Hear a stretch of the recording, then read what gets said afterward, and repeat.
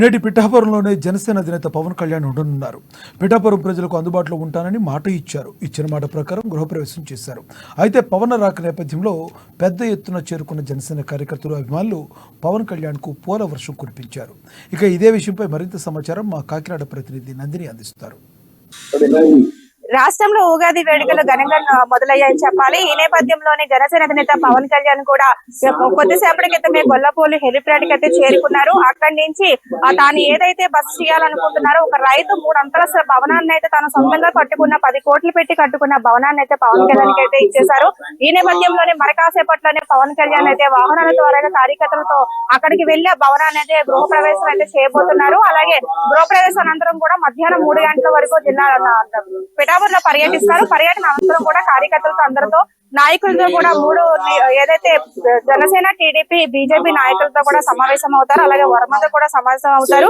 ఈ నేపథ్యంలోనే మధ్యాహ్నం 3 తర్వాత మళ్ళీ అమరావతి వెళ్తారని అయితే స్థానిక కార్యకర్తలు అయితే చెప్తున్నారు. అలాగే రాష్ట్ర వ్యాప్తంగా పిఠాపురం నుంచి పవన్ కళ్యాణ్ అయితే పర్యటిస్తారని తెలుస్తుంది. ముఖ్యంగా మొన్న ఏదైతే షెడ్యూల్ ప్రకటించారో షెడ్యూల్ ప్రకారం పవన్ కళ్యాణ్ పిఠాపురంలో 3 రోజులు ఉన్నంత వరకు తనకి ఎండ వేడికి తర్వాత కొంచెం హెల్త్ ఇష్యూ రావడంతో 2 రోజులు రెస్ట్ తీసుకున్నారు. అనంతరము మొన్న అనకాపల్లిలో పర్యటించారు. మళ్ళీ ఈ రోజు పిఠాపురం వచ్చారు. పిఠాపురం పర్యటన అనంతరము మళ్ళీ కాకినాడ రూరల్ షెడ్యూల్ ఏ విధంగా ఉండబోతుంది, కోనసీమలోని చంద్రబాబు పవన్ కళ్యాణ్ పర్యటన ఏ విధంగా ఉండబోతుందో షెడ్యూల్ కూడా రాబోతుంది. ముఖ్యంగా మనం చూసుకున్నట్లయితే పవన్ కళ్యాణ్ తో పాటు పవన్ కళ్యాణ్ అన్న ఎవరైతే ఉన్నారో నాగేంద్రబాబు కూడా కాకినాడ జిల్లాలో కూడా పర్యటిస్తున్నారు. ముఖ్యంగా ఆయన తునిలో కార్యకర్తలతో సమావేశం అయ్యారు. అలాగే నిన్న పిఠాపురంలో తంగెళ్ల ఉదయ్ శ్రీనివాస్, అలాగే ఎవరైతే ఎంపీ క్యాండిడేట్ ఉన్నారో తంగెళ్ల ఉదయ్ శ్రీనివాస్ కార్యకర్తలతో కూడా అందరితో కూడా అంతర్గతంగా కూడా సమావేశాలు అయితే అవుతున్నారు. ఒక పక్కన నాగేంద్ర బాబు కూడా మోటివేషన్ చేసుకుంటూ ముందుకు వెళ్తున్నారు.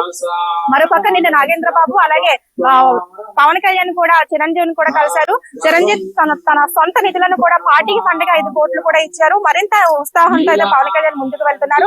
రాబోయే ఎన్నికల్లో వైసీపీని గద్దెదించే విధంగా కూటమి గెలిపే ధ్యేయంగా ముందుకు వెళ్తారని చెప్పాలి. అయితే ఈ రోజు మధ్యాహ్నం వరకు పవన్ కళ్యాణ్ పర్యటించిన అనంతరము మళ్ళీ షెడ్యూల్ ఏ విధంగా ఉండబోతుందో కూడా తెలుస్తుంది. మరి కాసేపట్లోనే గృహప్రవేశం కూడా ప్రారంభిస్తారు.